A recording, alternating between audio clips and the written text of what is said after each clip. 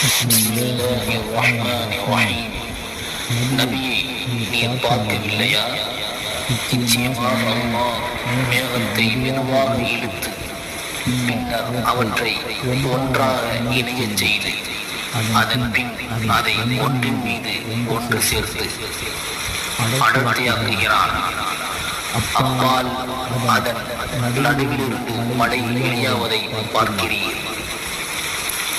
இன்னும் அவன் வானத்தில் மலைகளை போன்ற மேகக்கூட்டங்களிலிருந்து பனிக்கட்டியையும் இறக்கி வைக்கின்றான். அதை தான் நாடியவர்கள் மீது விடும்படி செய்கிறான். தான் நாடியவர்களை அதை விலக்கியும் விடுகிறான்.